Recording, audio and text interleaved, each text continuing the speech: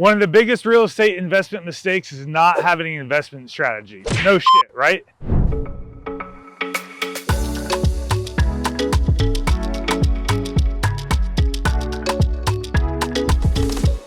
Hey, what's going on, guys? So today we want to go over the top 10 biggest real estate investment mistakes. And yes, not having an investment strategy is going to be in one of those top 10, but believe it or not, it is not the number one biggest investment mistake. So we want to go over those with you today, help you get a little bit more prepared, and hopefully help you avoid making some of these critical mistakes.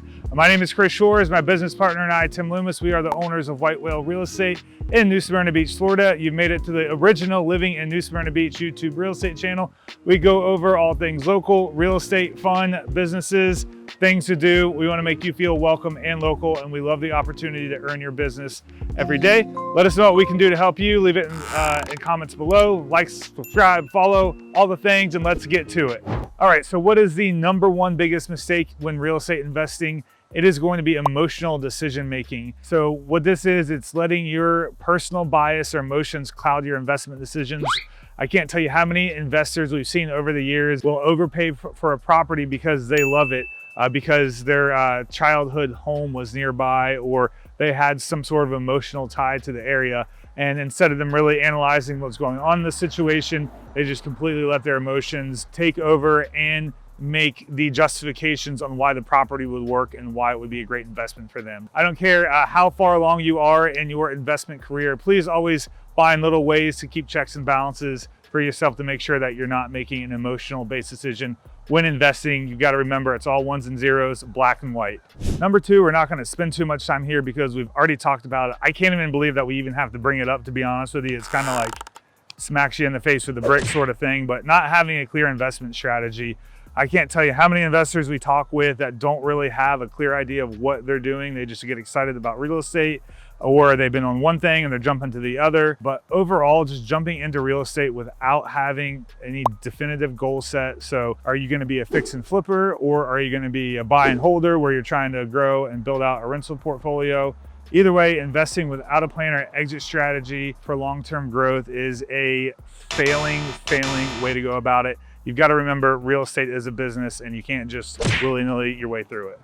Number three is going to be failing to do adequate research. What this is going to mean is overlooking your market analysis and property due diligence, ignoring factors that are really important when investing, especially in new areas. Are going to be looking into things like what the job growth looks like, what the population trends are, and you guessed it, what local housing demands are as well. So these are all really important factors. We just got back from a real estate conference on multifamily investing, and the number one thing that the outfit that we went to hear speak looks for is what the job growth looks like in the area when they're deciding to invest in areas they have not invested in before.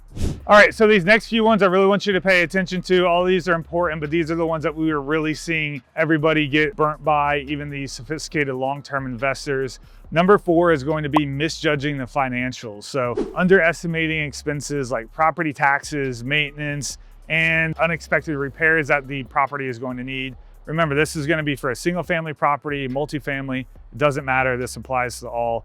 Where we really see people get in trouble and put themselves in the hole is being overly optimistic by overestimating rental income or the resale value without considering any type of market fluctuation. So again, letting that all roads lead back to the emotional decision making, saying, well, this could happen or that could happen, or I could do this. You really need to make sure you're being black and white and that you're being honest with yourself on what the true numbers are going to be. So we're going to move right into number five with that because they blend so well together, and that's going to be over leveraging and misusing debt. What that means is taking on excessive debt without sufficient cash flow to cover it. So what you're doing is you're putting yourself in a position where you're relying solely on financing and not having reserves for emergencies. So we see that a lot. Again, going back to the emotional investing, that times are going to get better or the area is going to get better, and that you're buying in a C class investment and you can upgrade it to a B class, and then you'll be able to have extra money coming from that. So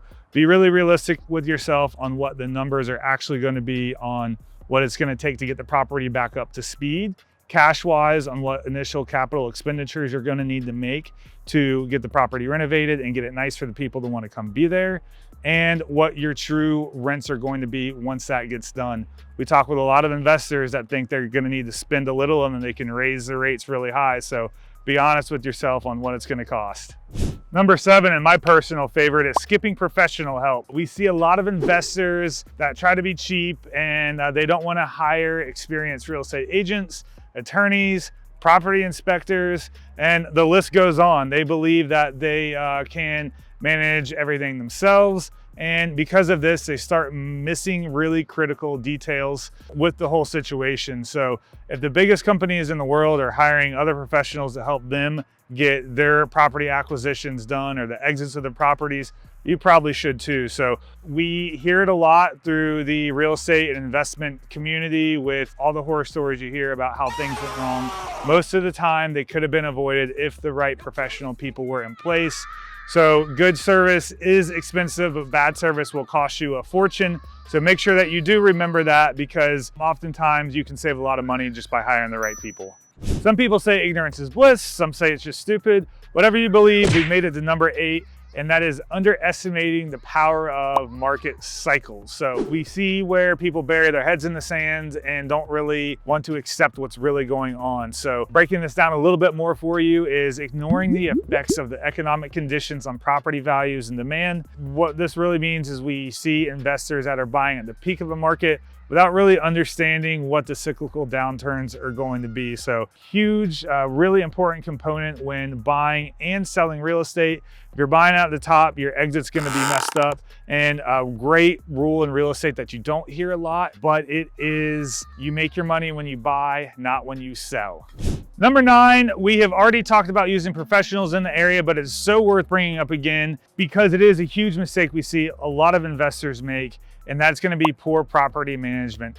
This is going to be more common in newer investors, and what happens is you start to overlook the time and the resources required to have proper tenant management. Again, this is what's going to make or break your total investment. These people are paying for that investment. So doing things like ignoring screening and ending up with turnover or delinquent tenants is going to mess up your entire investment strategy. So please pay the extra money, build it into your buy when you buy the property of having a 10 to 15% property management fee. If you already know or have an established relationship with a property management company, they can help you establish what this fee structure should be. But that's the whole point of you being an investor in the first place, is to be able to get your time freedom back and have that mailbox money. So you spending all the time managing it probably isn't the best use of your time anyway. Phew. All right, guys, you made it to number 10. This one we see the newbie investors get bit with all the time, and it's ignoring the tax implications, especially if you may have come into money or had some sort of windfall. You really got to make sure that you understand what's going on with the taxes when you're investing in real estate. So failing to understand the tax laws, especially in the state and county you're in.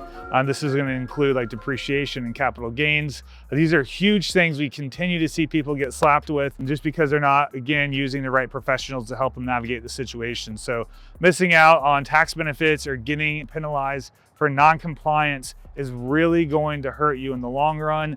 One of the big things we see with first-time investors when they buy their property, when it's time for them to make full life cycle on that and then resell that property, they're not familiar with how the 1041 tax exchange actually works.